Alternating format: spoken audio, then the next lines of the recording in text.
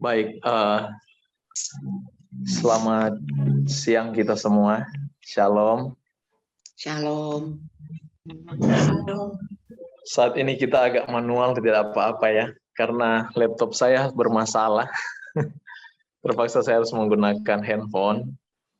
Tapi semoga walaupun tanpa menggunakan laptop untuk menggunakan slide, tapi dengan berkat Tuhan, pikiran kita boleh ditarik dekat dengan Tuhan. Baik, sebelum kita mulai pembahasan ini, sehubungan dengan Kidung Agung, kita tunduk kepala sejenak sekali lagi dan kita berdoa.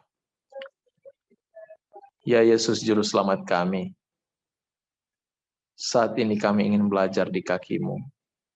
Kami ingin belajar mengenai cinta-Mu. Urapi hati dan pikiran kami untuk memahami Engkau, Tuhan. Dan jadikanlah kami manusia-manusia yang rindu akan cinta-Mu. Dan bentuklah kami untuk boleh menjadi seperti Engkau. Tuhan, tolonglah kami saat ini dalam segala kerendahan kami. Dalam keadaan yang kurang, kami ingin datang kepadamu. Terpujilah Engkau ya Yesus. Kami sudah berdoa dan mengucap syukur. Amin.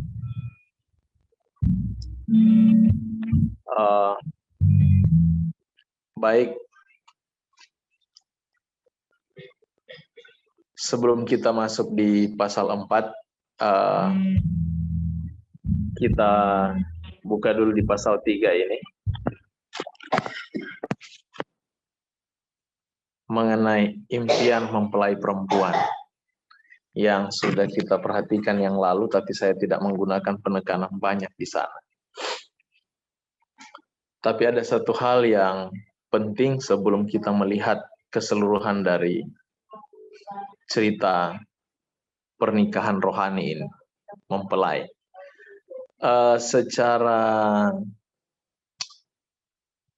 Kalau kita belajar Kidung Agung memang ya, seperti pernyataan yang lalu, itu satu hal yang sulit karena dia menggunakan banyak ungkapan-ungkapan sajak dengan simbol-simbol tertentu, dengan makna-makna sajaknya, ya. Tapi ketika kita menilai ini dilihat dari segi hubungan dengan Yesus, maka kita akan dapati bahwa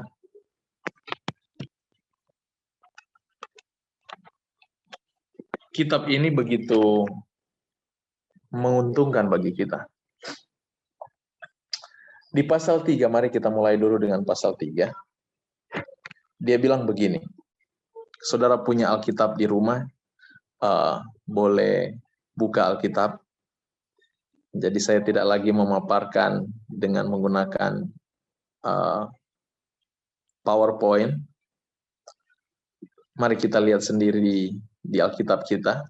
Dia bilang begini, di atas ranjangku, pada malam hari, ku cari jantung hatiku. Ku cari tetapi tak kutemui dia. Di dalam bahasa nubuatan, ini menceritakan kasih Yesus. Jadi,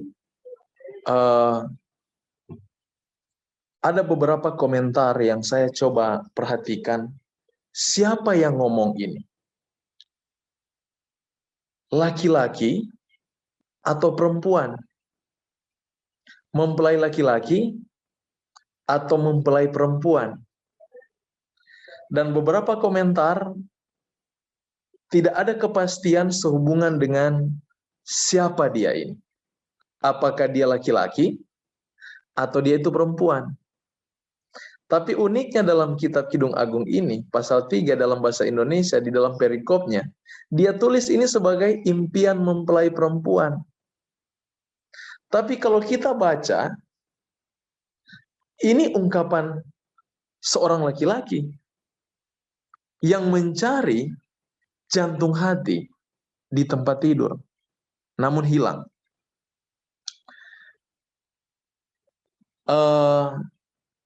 Spurgeon, seorang pengkhotbah di abad ke-20, dia menggunakan kata di dalam di dalam ungkapan ini. Dia memberikan komentar begini, bahwa orang yang mengungkapkan di atas ranjangku pada malam hari ini adalah seorang perempuan, bukan laki-laki. Jadi dalam komentar Trapp juga, seorang komentator teologi, ya, dia menggunakan kata perempuan. Dan memang kalau kita perhatikan seperti ini seorang laki-laki, tapi mari kita belajar untuk melihat. Mari kita belajar untuk melihat sehubungan dengan apa yang dinyatakan di Alkitab. Ini adalah impian mempelai perempuan itu. Jadi kalau dia berbicara mengenai perempuan, ya, kita perhatikan dulu dari kata, di atas ranjangku pada malam hari ku cari jantung hatiku. Untuk ranjang, sebenarnya ranjang ini bukan tempat tidur biasa. Karena untuk penggunaan kata ranjang, itu tempat tidur hanya untuk pengantin yang dihubungkan di dalam ungkapan dalam kitab. Saudara buka dengan saya di dalam kitab Yehezkiel. Yehezkiel pasalnya yang coba buka dengan saya dalam kitab Yehezkiel.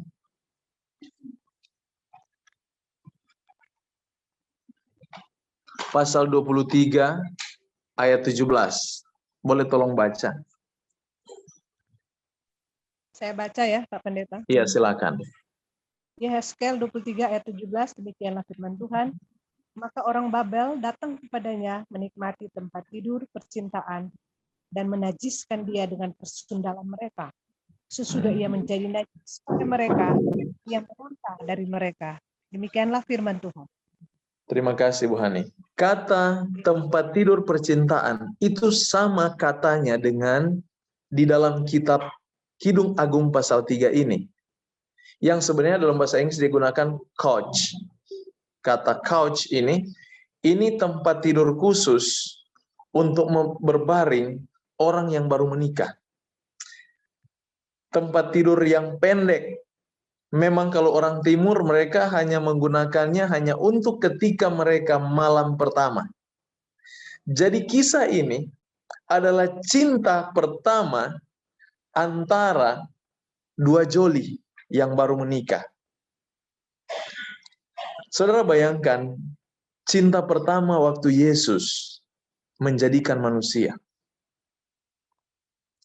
Betapa besar kasihnya, namun hanya dalam sekejap. Orang yang dia cintai ini, manusia yang sangat dia kasihi ini, yang digambarkan di dalam pasal 3 ini, hilang. Bukan kebetulan, cerita kehilangan manusia dari hadirat Allah juga dicatat dalam Kejadian pasal 3. Dan perhatikan, dia katakan, pada malam hari ku cari jantung hatiku. Ku cari tapi tak kutemui dia. Ini menggambarkan betapa dosa sangat memisahkan kita dari Tuhan. Sulit untuk ditemui. Keterpisahan disebabkan oleh dosa. Bukan keterpisahan yang biasa saja. Itulah mengapa kita jangan pernah mencintai dosa. Waktu Yesus di Getsemani, dia merengang, dicatat jelas itu di dalam kitab Markus. Saudara perhatikan dalam kitab Markus, ketika Yesus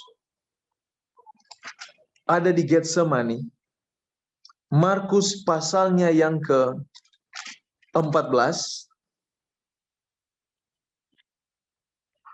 Markus pasal 14 ayat 34. Lalu katanya kepada mereka, hatiku sangat sedih, seperti mau mati rasanya. Demikian dosa ini yang memisahkan antara ciptaan dan pencipta. Yesus di saat ini dia merasakan keterpisahan itu yang diakibatkan oleh dosa. Ungkapan dalam Kidung Agung pasal 3 ini adalah ungkapan ketika dosa itu memisahkan manusia dari Allah. Seperti mau mati rasanya. Ketika ungkapan Yesus ini digambarkan di dalam Markus pasal 14 ini, saudara bisa bayangkan ungkapan dari kitab Kidung Agung sehubungan dengan jantung hati yang tidak ada lagi di tempatnya. Saudara coba bayangkan, saudara baru menikah, contoh ya. Tiba-tiba orang yang saudara cintai tidak ada alasan apa-apa dan dia meninggalkan saudara. Saudara bayangkan bagaimana perasaannya. Saya satu kali, waktu baru menikah dengan istri, baru anak pertama, kami sedikit ada konflik. Ya, baru nama rumah tangga muda pertama kali itu. Dan dia tidak disangka-sangka, saya tidak pernah berpikir kalau dia bisa keluar dari rumah. Padahal dia keluar hanya refreshing, hirup udara segar, menghindari saya. Jadi dia keliling, tapi ketakutan saya minta ampun. Apalagi saya tahu istri saya tidak tahu naik angkot. Jadi saya pikir jangan-jangan dia karena dia marah sama saya, dia spekulasi naik angkot, orang bawa atau kemana, saya pusing, ketakutan. Gambaran yang sama saya bayangkan ketika ungkapan dalam Kidung Agung dan ungkapan Yesus dipersatukan. Ketika mencari orang yang dia cintai, tidak ada, tidak dapat ditemui. Namun dia berusaha, dia berusaha mencarinya. Inilah adalah usaha ilahi di dalam mencari manusia yang hilang. Ketika manusia hilang oleh karena dosa, ingat di dalam perumpamaan Tuhan Yesus, dia gambarkan dalam kitab Lukas mengenai anak yang hilang, pelita yang hilang,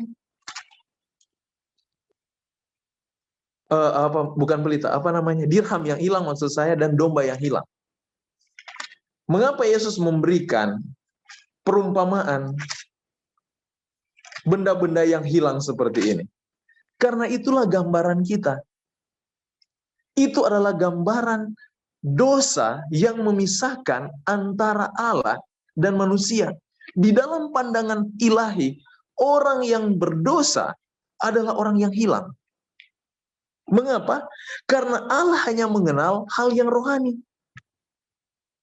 Jadi ketika orang itu tidak rohani, Tuhan susah mendapatkannya. Saudara bayangkan di dalam konsep kerohanian, konsep ilahi, karena Allah hanya mengenal sesuatu yang rohani. Makanya saudara, selama kita tidak menjadi rohani, Allah sulit untuk menemukan kita. Di mana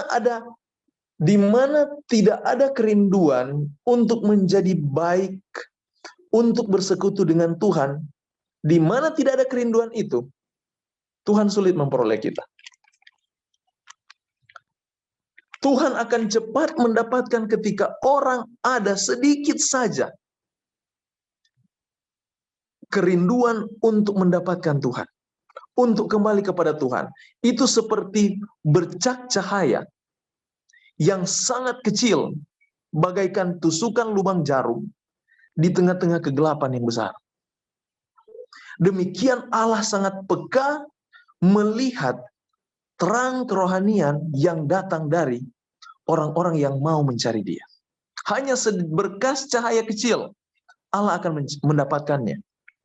Karena di mata Tuhan, satu kesulitan baginya untuk menemukan orang yang tidak rohani lagi. Orang yang tidak memiliki cinta akan Tuhan. Padahal orang ini adalah orang yang sangat dicintai Tuhan. Allah sangat mengasihi dia. Makanya ungkapan puisi ini ditulis dengan sajak yang bagus sekali bagi saya. Saya melihat ini. Hebat sekali Tuhan. Di dalam inspirasi Roh Kudus, dia menerangi pikiran Salomo untuk membayangkan bagaimana kerinduan Allah untuk mencari yang hilang. Tak kutemui dia. Aku hendak bangun dan berkeliling di kota. Di jalan-jalan, di lapangan-lapangan. Perhatikan ungkapan ini persis dengan ungkapan kitab Amsal. Coba perhatikan dalam kitab Amsal, mari buka dengan saya. Dalam kitab Amsal, pasal yang ke-8. Bahasa yang sama Salomo gunakan. Hikmat ini adalah gambaran mengenai Yesus. Di dalam Amsal pasal 8. Coba tolong baca Amsal pasal 8. Ayat 1. Saya baca Pak Pendeta. Sampai 3. Silakan. Amsal 8 ayat 1 sampai 3, beginilah firman Tuhan. Wejangan hikmat.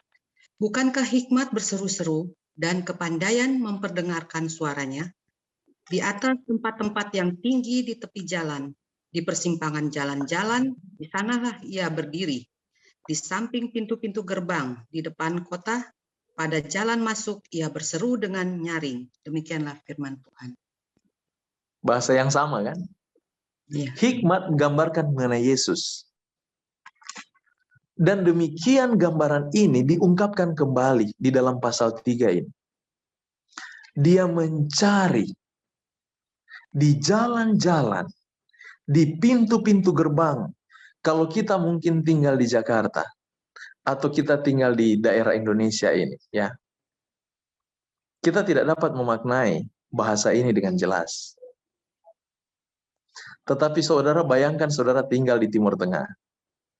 Di masa Salomo, orang yang mencari di persimpangan jalan, pintu-pintu gerbang, ini seperti orang yang kehilangan akal. Ibarat saya berpikir di kota Jakarta ini, waktu saya pertama datang Jakarta ya, saya mati handphone saya. Handphone saya mati. Saya tidak tahu jalan. Saya sendirian dengan motor. Saya hanya bergantung dengan map. Dan saudara, hampir-hampir mau menangis. Mengapa? Teman saya juga bilang, James, hati-hati Jakarta ini banyak orang jahat. Dan kalau jangan sembarang kamu bertanya arah, bisa-bisa kamu dituntun kepada markas mereka dan kamu bisa dibunuh. Jadi pikiran saya langsung kacau, saudara. Ketakutan melanda. Saya membayangkan sahabat saya yang coba mengkontak saya untuk menemukan saya di Jakarta. Saya juga pikir dia ketakutan. Demikian pengalaman Yesus di dalam mencari yang hilang. Dengan air mata dan ketakutan. Makanya ketika Yesus di Getsemani, ungkapan kitab Markus tadi, seperti mau mati rasanya. Demikian perasaan Yesus dan demikian perasaan pengantin ini ketika ingin mencari orang yang dia cintai. Saudara, di dalam ekspresi ini sebenarnya kita harus sadari. Dosa ini membuat kesusahan ilahi. Seringkali kita berpikir, dia kan Allah, dia kan maha hebat, dia kan tidak ada dapat dibatasi, tapi ada satu yang dapat membatasinya. Pilihan saudara. Allah tidak dapat menerobos hak pilih kita. Dan di dalam pandangan sorga, ketika kita memilih kejahatan, kita memilih untuk melanggar ketetapan Tuhan, maka di dalam pandangan sorga, Allah menggambarkan perasaannya seperti seorang yang sulit memperoleh atau mendapatkan manusia yang hilang atau orang yang dia cintai namun tidak ada arah entah kemana mereka. Dia ekspresikan ini seperti manusia yang hilang di perkotaan, hilang di jalanan. Saudara bayangkan kalau anak saudara atau cucu-cucu saudara yang masih kecil hilang di pasar Senen. Bagaimana perasaan takutnya saudara? Saya baru mengalami ini bulan lalu. Anak saya yang mentalnya belum dikatakan ya tidak sempurna lah ya. Tiba-tiba dia meninggalkan tempat asrama di mana saya titipkan dia. Dia minggat, lari dari asramanya, dan dia pergi ke kota Bandung. Betapa panik saya.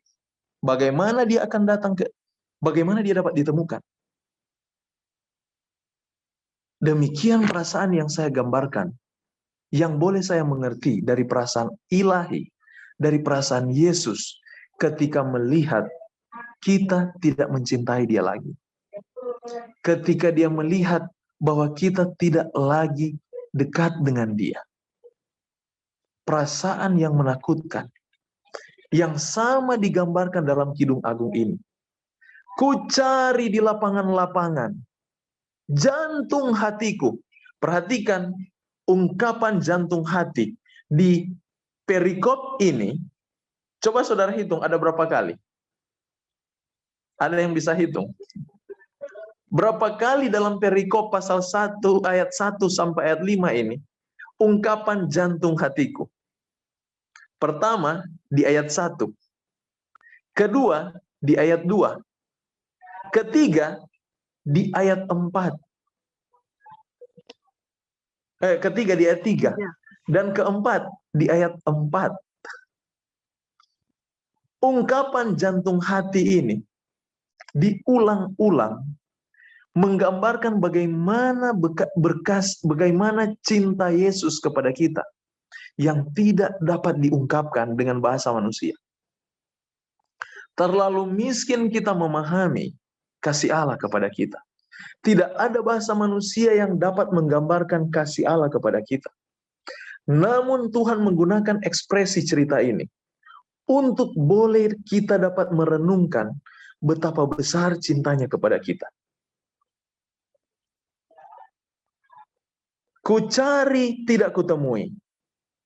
Aku ditemui peronda-peronda kota. Dan perhatikan dia katakan, untuk kata mencari, saya senang dengan komentar dari Carr, seorang komentator teologi juga, sama dengan Charles Spurgeon. Dia bilang begini, sangat sering di dalam kitab Perjanjian Lama, menggunakan kata ini dalam bentuk figuratif atau kata gambaran saja. Tapi untuk kata ini, itu adalah satu ungkapan di mana tindakan mencari ini adalah satu tindakan yang betul-betul sadar, yang di mana dia harus ada usaha yang betul-betul berkonsekuensi. Jadi untuk kata mencari, bukan hanya seperti kita mencari uang. Tidak. Tapi pencarian ini adalah pencarian yang berkonsekuensi. Saudara bayangkan kalau ada anak yang hilang di tengah kota Jakarta atau di tengah kota besar, dan saudara mencari anak saudara, orang yang saudara cintai. Apa dalam benak saudara? Ini saya mulai bayangkan ya, waktu anak saya meninggalkan tempat itu, kepanikan saya satu, aduh kalau orang jahat temukan dia, bisa mati ini. Mereka gunakan dia dan mereka jual dia. Jadi orientasi pikiran saya kepada orang jahat. Saya tidak berorientasi kepada, aduh kalau orang baik temukan pasti dia jadi bagus. Bukan itu orientasi saya. Secara otomatis orientasi saya kepada orang jahat. Betul tidak? Kalau ada anak yang hilang, orientasi kita akan kepada orang jahat, bukan kepada orang baik. Demikian kepanikan itu lebih membangkitkan ketakutan kita. Demikian ketakutan itu lebih meningkat. Saudara bayangkan, ketakutan Yesus. Dia tahu kita ini ada tinggal di dunia yang berdosa. Di dalam orientasi Tuhan, dia takut sekali kalau James ditenggelamkan oleh dosa. Jangan sampai dosa menemukan dia. Dia mau Roh Kudus yang menemukan James. Jadi dia berusaha dengan Roh Kudus untuk mencari saya, supaya boleh dapat ditemui. Dia tidak mau sampai dosa duluan menemui saya. Kalau sampai dosa yang lebih dahulu menemukan saya, namun dia akan lebih sulit untuk menemukan saya. Demikian orientasi ilahi di dalam peperangan rohani ini. Ketakutannya meningkat. Aku ditemui peronda-peronda kota. Dan biasa untuk pengungkapan peronda-peronda ini adalah orang-orang yang penjaga malam ya. Kalau di dalam di dalam bahasa Inggris dia gunakan kata watchman. Watchman ini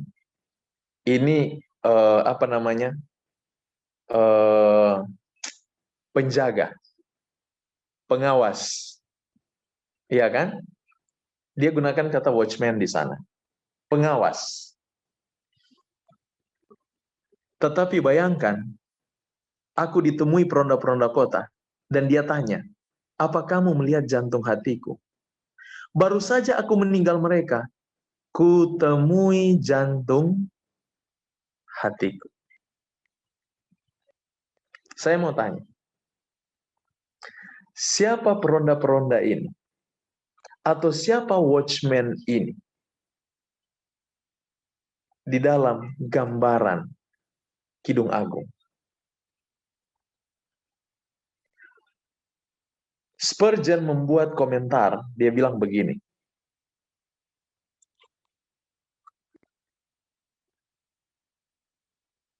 Seorang watchman atau seorang pengawas atau peronda malam, karena menceritakan ini, perempuan ini di malam hari. Memang kalau bicara malam hari, itu menggambarkan kegelapan moral. Jadi ini dalam kondisi dosa. Ini yang digambarkan di dalam ungkapan ini. Jadi orang kita ini di dalam situasi dunia yang berdosa, dalam kegelapan. Dan dia bilang begini, di dalam kegelapan kesendirian itu sangat menakutkan. Tapi saya akan merasa nyaman, dia katakan, saya akan merasa nyaman kalau ada di sana seorang penjaga malam. Di beberapa komentar, mereka menyebutkan ibarat peronda kota ini, peronda-peronda malam ini, atau penjaga-penjaga malam ini, adalah para malaikat. Atau pembawa terang. Malaikat artinya pembawa terang. Mereka yang sebagai peronda-peronda ini. Makanya dia katakan, aku ditemui peronda-peronda kota. Ditemui oleh penjaga-penjaga malam. Ditemui oleh orang-orang yang membawa terang. Baru saja aku meninggalkan mereka, kutemui jantung hatiku. Kalau kita ibaratkan ini cerita malaikat peronda-peronda ini, secara sajak, perlambangan, dia sementara menyatakan, untuk menyelamatkan yang hilang bukan pekerjaan malaikat. Makanya tidak ada satu malaikat yang bisa buat penebusan selain pengantin itu sendiri. Ketika dia menggambarkan hubungan pengantin antara kita dengan dia, di sana hubungan kontrak ada di sana. Saudara kalau menikah, ada nggak sumpah baptisan? Sumpah pernikahan maksud saya. Ada ya? Itu menjadi simbol kontrak. Hanya hubungan pernikahanlah hubungan pernikahan ini yang ada perjanjian. Kontrak ini kalau dilanggar ada konsekuensi. Iya kan?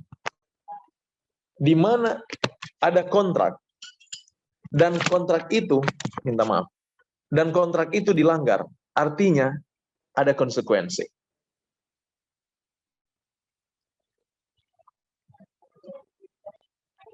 Nah, di dalam ungkapan ini,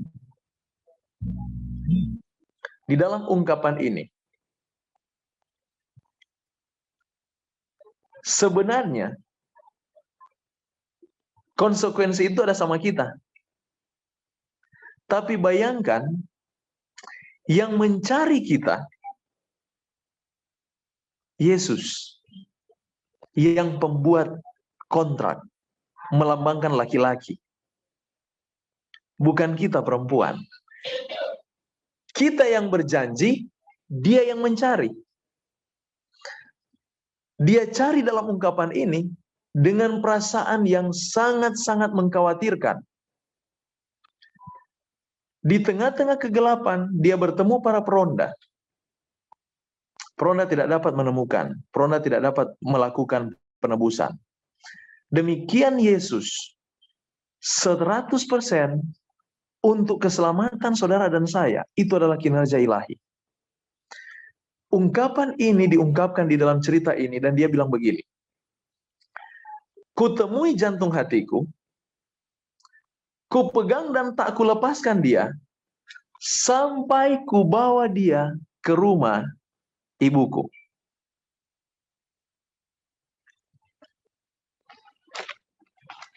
Ungkapan Efesus sama. Dalam kitab Efesus, coba tolong baca dengan saya. Dalam Efesus, pasalnya yang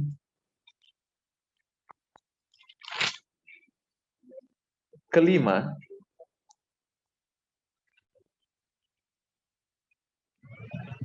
ayat 26. Coba tolong kembali baca ayat ini. Efesus 5, ayat 26. 27. 26 dan 27. Iya, silakan. Efesus 5 ayat 26 dan 27. Beginilah firman Tuhan.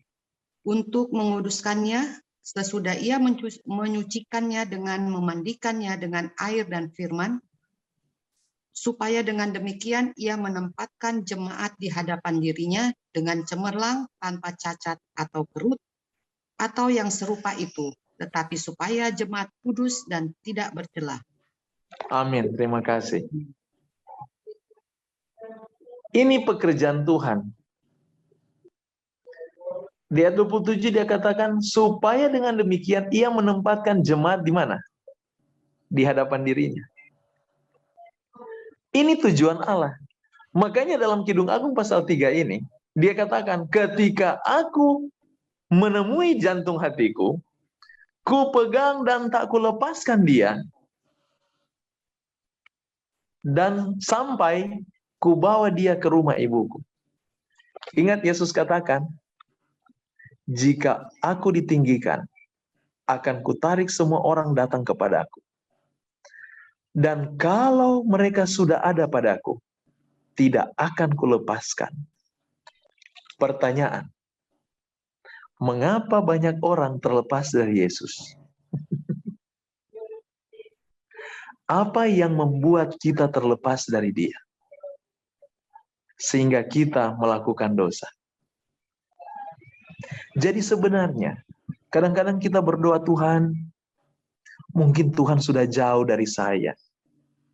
Saya sudah terlalu berdosa, Tuhan sudah jauh dari saya. Ingat pernyataan ini. Tuhan tidak pernah melepaskan saudara. Saudara yang melepaskan diri daripadanya. Secara kasar dalam ungkapan ini, seolah-olah kita membuang tangannya, kita melempar genggamannya, dan kita pergi mencari kegelapan. Sudah sakit dia mencari, bertemu dengan peronda-peronda, disiksa dalam kehidupan, Nanti kita akan bertemu juga dengan ayat pasal-pasal berikutnya, menggambarkan bagaimana dia itu pun merasa sakit hanya untuk mencari saudara dan saya. Tetapi dengan mudah kita melepaskan dan melemparkan tangannya dan lebih menuruti keinginan kita daripada mengikuti keinginannya. Demikian gambaran ilahi kepada orang-orang yang tidak memiliki rasa takut akan Tuhan. Di dalam cerita ini ada satu komentar ketika dia cerita mengenai ungkapan dia membawa ke rumah ibunya. Komentar dari Paul, seorang teolog juga. Saya suka lihat-lihat komentator Alkitab. Dia katakan begini. Di dalam ungkapan orang Timur, kalau perempuan meninggalkan rumah dan kita kembalikan dia kepada ibu, itu hal yang memalukan. Biasanya orang Timur, ibunya tidak akan pernah menerima menantunya yang demikian. Tidak akan. Makanya unik di dalam ungkapan ini ketika dia menceritakan cerita ilahi, kita hubungkan dengan cerita Efesus, ungkapan kitab Efesus tadi. Akan kubawa dia ke hadapannya. Dan ini cerita Bapa. Tapi sekarang dia gunakan dia gunakan gambaran bapaknya sebagai ibu. Saudara bayangkan, ini unik. Kalau dipandang di dalam segi budaya Timur yang diungkapkan oleh Salomo ini tidak dapat diterima. Bagaimana perempuan yang melarikan diri diambil lagi entah di mana dia berada, mungkin sudah tidur dengan laki-laki lain, dan itu demikian juga digambarkan dalam kitab Yeskel, kan? Engkau perempuan Sion, aku dapati engkau sementara bersundal. Bayangkan saudara, gambaran Yesus, gambaran Tuhan mengenai kita umat ini. Sudah hilang bersundal lagi. Artinya persundalan rohani. Artinya dia berhubungan dengan ilah-ilah dunia ini. Meninggalkan Yesus dan bersundal. Demikian gambaran ini, tidak ada seorang ibu yang akan menerima perempuan atau menantu seperti itu. Makanya dia ungkapkan di sini, ketika aku memperoleh engkau, mendapatkan engkau, ku pegang engkau erat-erat dan kembalikan kamu ke rumah ibuku. Satu ungkapan ekspresi yang tidak mungkin terjadi di Timur Tengah, tetapi itu kenyataan dari kisah cinta ilahi kepada manusia. Allah akan selalu menerima kita dalam kondisi apapun. Malah untuk penggunaan kata the house of her mother atau rumah ibunya, dia merujuk bukan lagi ke tempat tidur mereka semula yang di ayat 1, di ranjangku pada malam hari, tetapi dia antar di ranjang ibunya. Itu lebih jelek. Kata ungkapan the house of the mother itu ranjang ibu. Dan di sini saya mengerti ungkapan kita Wahyu ketika kita menang. Coba buka dengan saya Wahyu pasal 3. Wahyu pasal 3 ayat yang ke-21. Tolong baca ini. Wahyu pasal 3 ayat 21.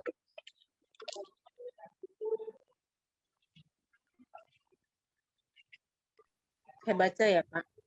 Iya, silakan. Wahyu 23 ayat yang ke-21. Wahyu pasal 3 ayat 21. Sorry. Wahyu 3 ayat 21.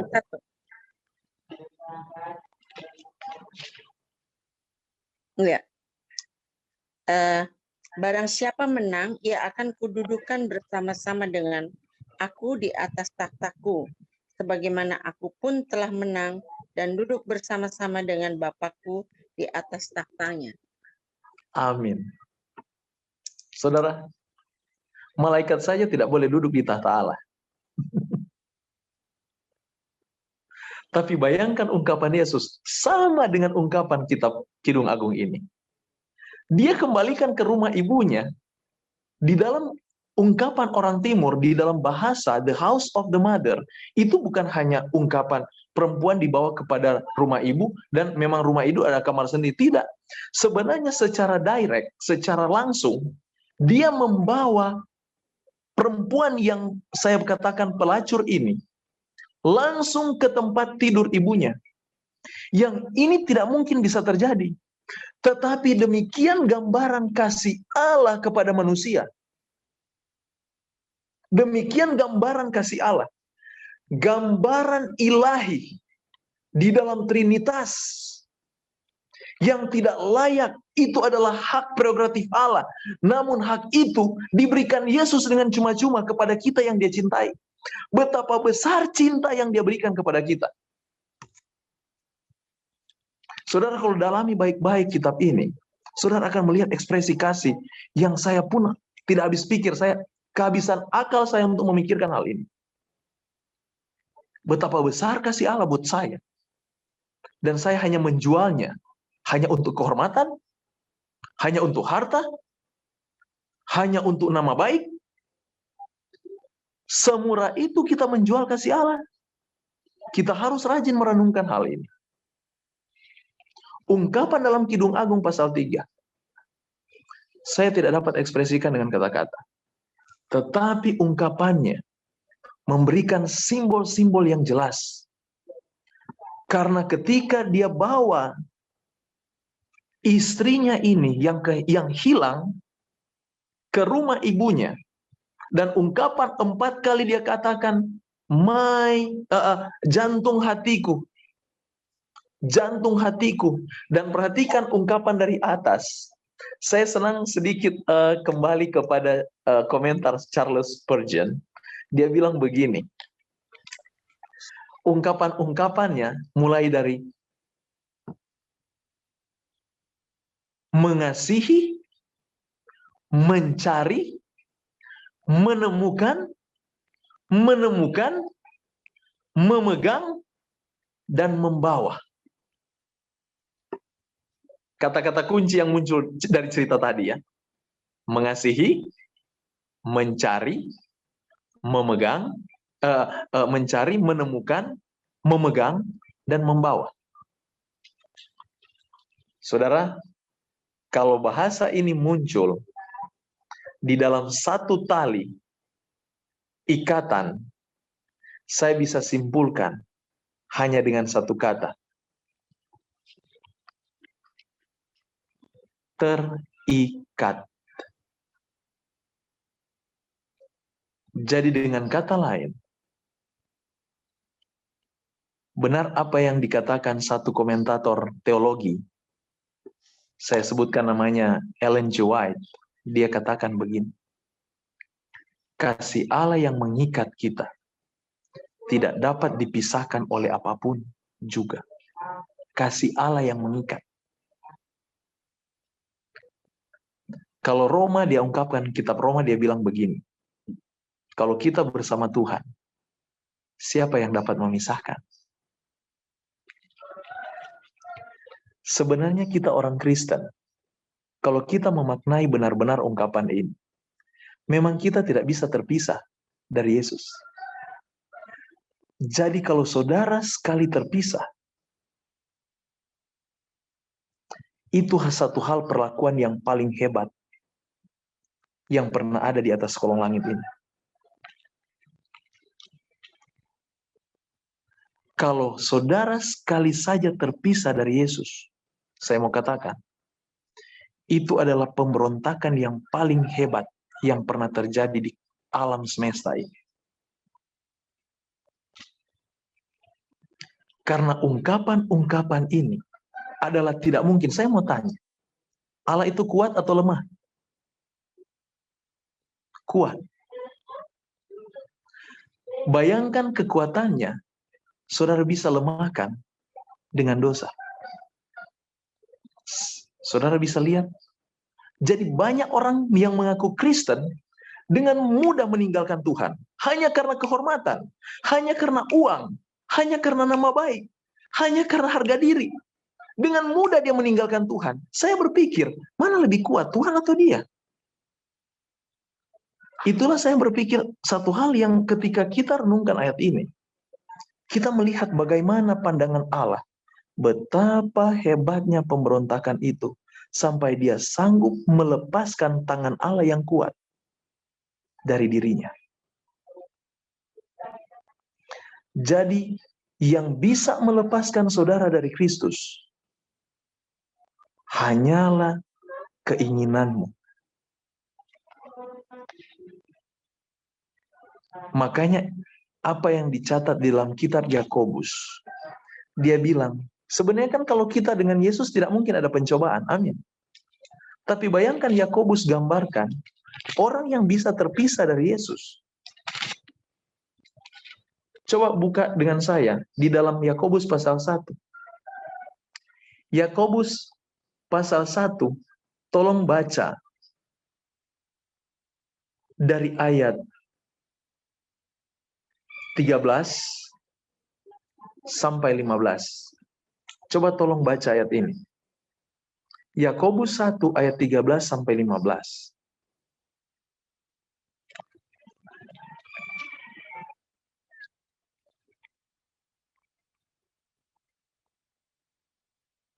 Yakobus 1 ayat 13 sampai 15. Silakan dibaca. Saya baca ya, Pak. Ya, silakan. Yakobus 1 ayat 11. 13 sampai 15. Ya, 13 sampai 15. Oke.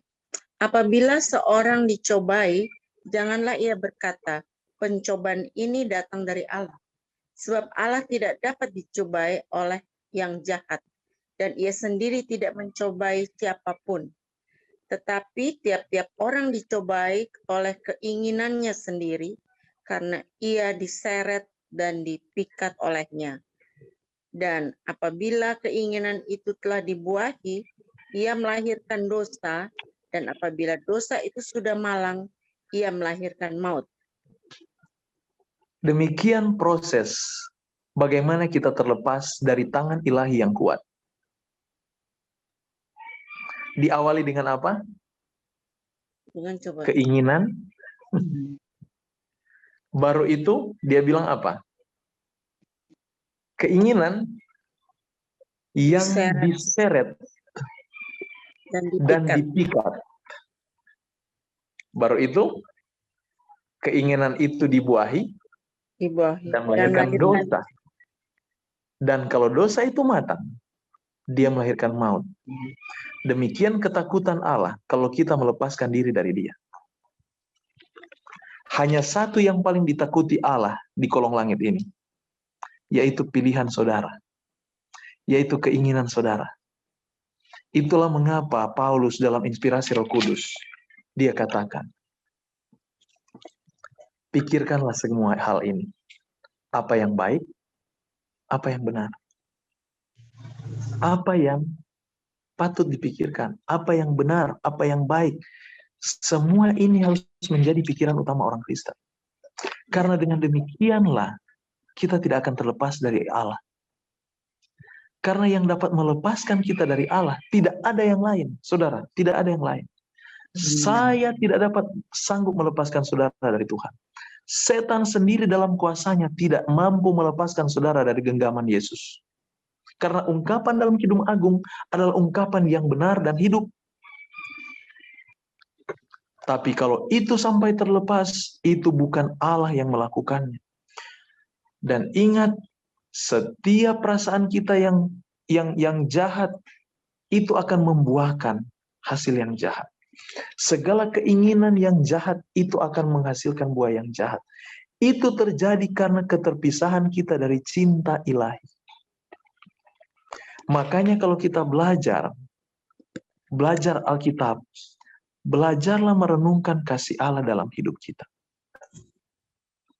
Semakin kita mencintai Yesus, semakin kita mencintai Tuhan, kita akan semakin diikat dan tidak dapat terlepas. Sehingga dunia ini tidak mampu menahan atau memikat saudara untuk mengikut dia. Tidak ada satupun di kolong langit ini akan memikat hatimu kalau cintamu telah terpikat kepada Yesus. Jadi kalau masih ada yang katakan, pendeta, saya masih senang dengan dosa ini, saya masih bergumul dengan dosa ini. Masalahnya adalah pilihanmu. Yang mungkin kamu lebih mencintai dosa itu daripada mencintai Yesus.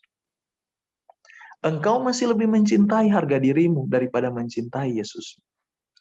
Engkau masih lebih mencintai hartamu daripada mencintai Yesus.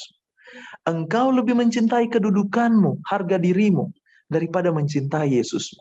Yang sebenarnya mereka mengakui Yesus sebagai Tuhan, tetapi Tuhan mereka adalah ilah-ilah dunia ini.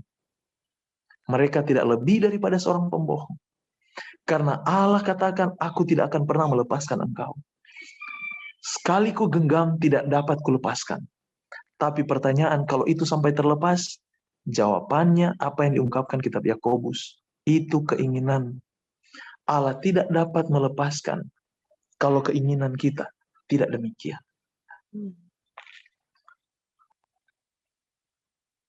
Kupegang dan tak kulepaskan. Sampai kubawa dia rumah ibuku. Kamar orang yang melahirkan aku. Lihat itu. Dia ungkapkan. Ke kamar orang yang melepaskan aku. Saya minta maaf karena saya gunakan handphone, jadi sedikit ada telepon. Sekarang masuk dalam cerita pasal 4 ini. Ungkapan perasaan cinta dari mempelai ini sudah dilukiskan dari pasal 3. Dan perhatikan, ketika dia sudah membawa perempuan ini datang ke rumah ibunya, malah bukan sampai di rumah ibu, sampai ke kamar ranjang ibunya dia pakai. Adalah satu ekspresi di mana kita akan didudukan di tahta Bapaknya, tahta Allah, ya kan? Di dalam Wahyu pasal 3 ayat 21 tadi. Sekarang, di pasal 4 ini, dia bilang begini, lihatlah cantik engkau, manisku. Bahasa Inggrisnya dia bilang, behold, you are fair, my love, kekasihku. Behold, you are fair. Betapa cantik engkau. Bagaikan merpati matamu, di balik telekungmu, rambutmu bagaikan kawanan kambing, yang bergelombang turun dari pegunungan Gilead.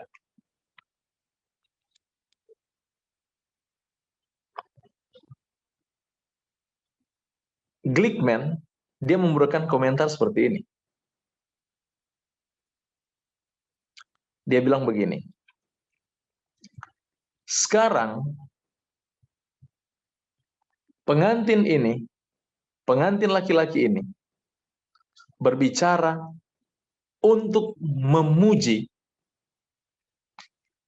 cintanya. Sebagaimana dia berbicara sebagai satu bukti kasihnya yang sudah dia buktikan di dalam pasal 3 tadi. Coba tolong bandingkan dulu dengan ungkapan Paulus dalam 1 Korintus 7 ayat 3. Coba tolong baca 1 Korintus 7 ayat 3.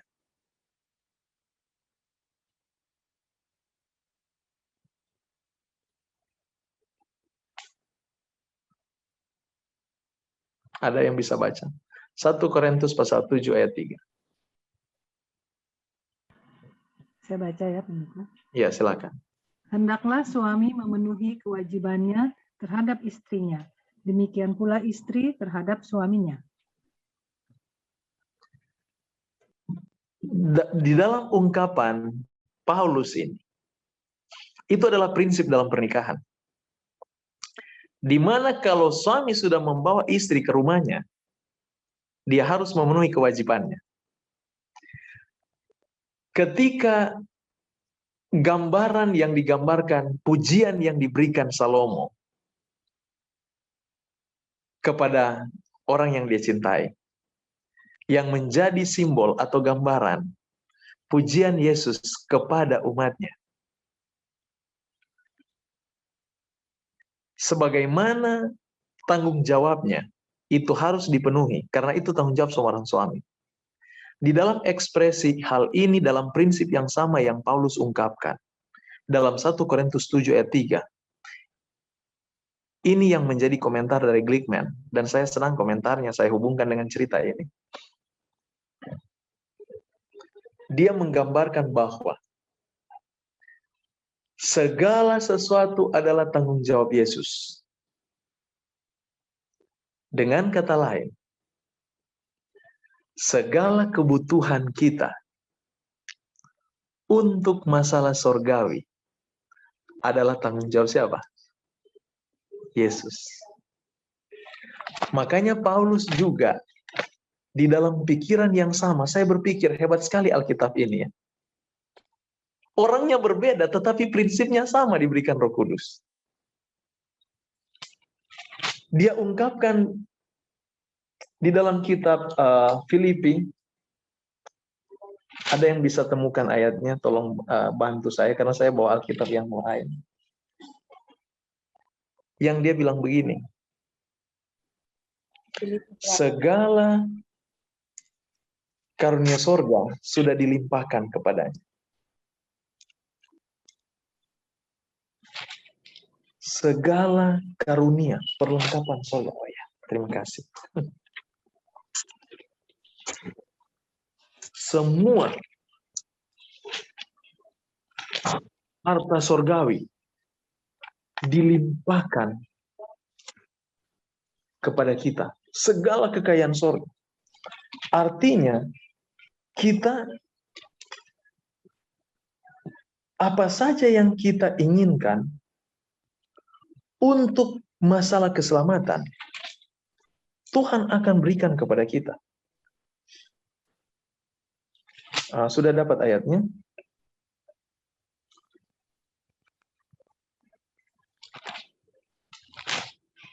Filipi berapa, Pak? Filipi pasal yang sebentar ya. Ya. Filipi 1 ayat 12, tetaplah kerjakan keselamatan. Di pasal 2 yang dia bilang itu, coba kita lihat dari ayat 13 lah. Dia bilang gini, ayat 13, pasal 2 ayat 13. Karena Allah lah yang mengerjakan di dalam kamu, baik kemauan maupun pekerjaan menurut kerelaannya. ya. Itu satu, tetapi ada lagi yang lebih besar. Dia punya ungkapan, dia katakan segala karunia sorga sudah dilimpahkan, diberikan kepadamu. Filipi 4 ayat 8. Ya, 4 ayat 8. 8 itu ayat 19, pasal 4 ayat 19. Tolong baca Filipi 4 ayat 19. Ya, saya baca, Pendeta. Ya, silakan. Ini ayatnya. Filipi 4 ayat 19. Firman Allah, Allahku akan memenuhi segala keperluanmu menurut kekayaan dan kemuliaannya dalam Kristus Yesus. Demikian itu dia. Allahku akan memenuhi segala keperluan menurut kekayaan kemuliaannya dalam Kristus Yesus. Segala keperluan kita dalam hal kerohanian. Karena ini yang menjadi tanggung jawab Yesus. Itulah mengapa Yesus itu menjadi harta yang terindah. Makanya tidak heran Paulus menulis demikian.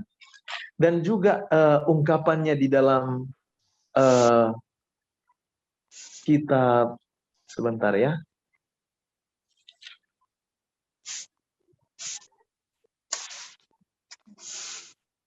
kita sementara Bible study ini, jadi memang saya minta maaf kalau saya menggunakan Alkitab yang lain, yang bukan biasa saya gunakan Alkitabnya. Jadi saya kalau buka agak lambat. Kalau Alkitab yang saya punya, lebih mudah saya buka. Jadi dia katakan di dalam kitab Filipi juga,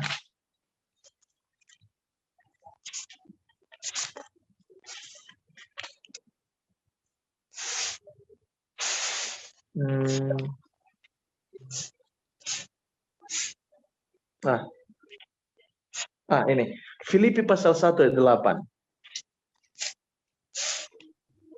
Filipi 1 ayat 8. Dia katakan, sebab Allah adalah saksiku betapa aku dengan kasih mesra Kristus Yesus merindukan kamu sekalian. Dia menggunakan kata kasih mesra Kristus. Saudara lihat di dalam ungkapan-ungkapan ini. Jadi ketika kita rujuk di dalam Kidung Agung pasal 4 ini sehubungan dengan pujian laki-laki terhadap perempuan, yang artinya pujian Kristus kepada kita, dia mengekspresikan bagaimana cintanya ini kasih mesra, menggunakan kasih mesra kalau Paulus gunakan ya, dan segala tanggung jawabnya diberikan kepada kita, sehingga juga dalam kitab Filipi tadi dikatakan pasal 4 ayat 19, semua keperluan kita, oleh karena dia yang bertanggung jawab, dia yang akan membentuk kita, dia akan membawa kita sebagai manusia yang sempurna, yang sudah dia katakan kalau sekali dia dapat tidak akan kulepaskan.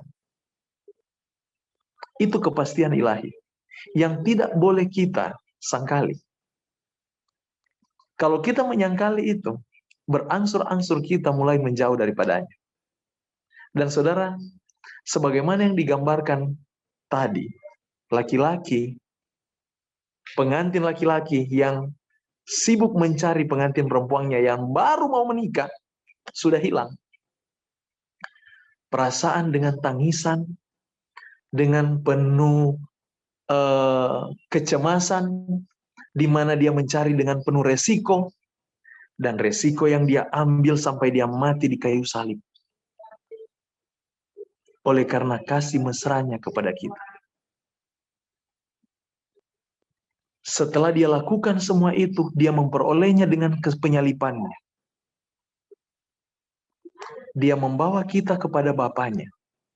Di dalam ekspresi Kidung Agung membawa kita kepada tempat tidur ibunya, yang sebenarnya secara timur itu tidak boleh. Tetapi bayangkan, karena cintanya kepada istrinya dan cinta bapaknya kepada anaknya, sehingga kita dapat diterima. Gambaran cinta ibu kepada anaknya, akhirnya prinsip ibu bisa pudar. Prinsip seorang ibu bisa pudar sampai dia mau memberikan ranjangnya untuk perempuan sundal seperti saudara dan saya. Di dalam ekspresi pujian ini, kita tidak akan bahas lama di sini. Tetapi saudara bisa baca sendiri. Bagaimana ungkapan Yesus dalam ekspresi ungkapan puisi Salomo ini.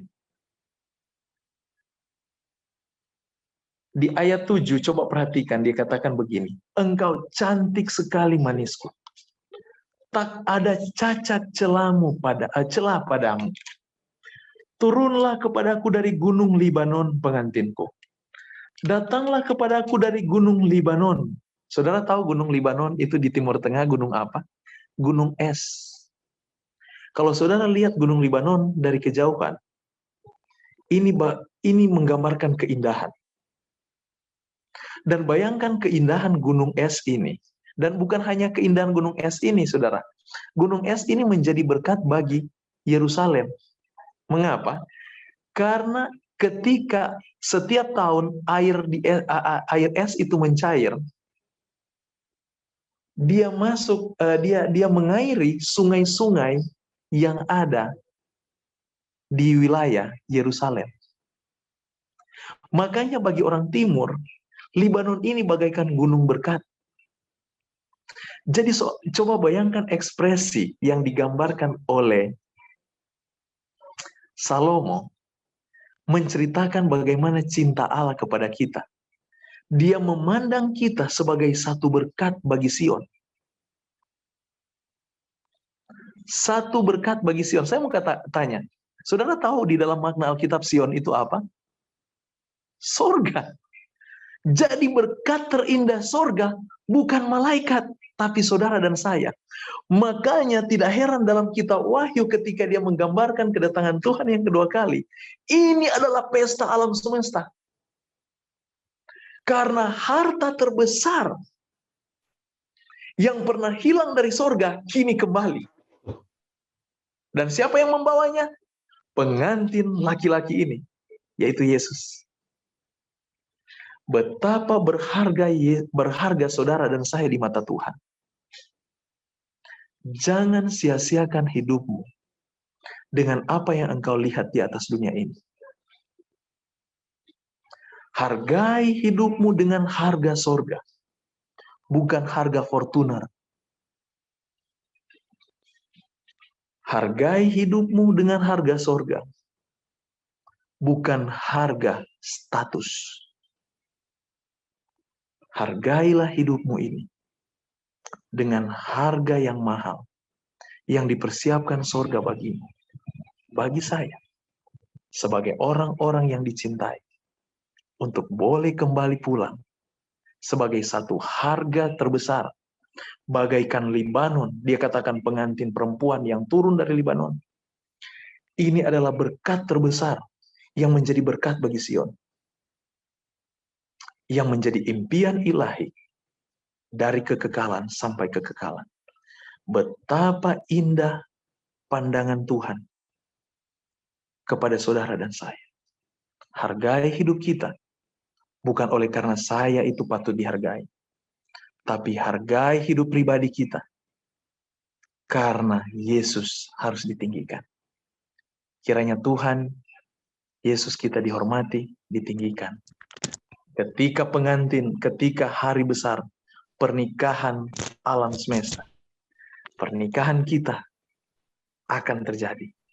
Saudara akan melihat ungkapan kitab ini, ungkapan seluruh kitab ini, dengan mata yang jelas, dengan kepastian.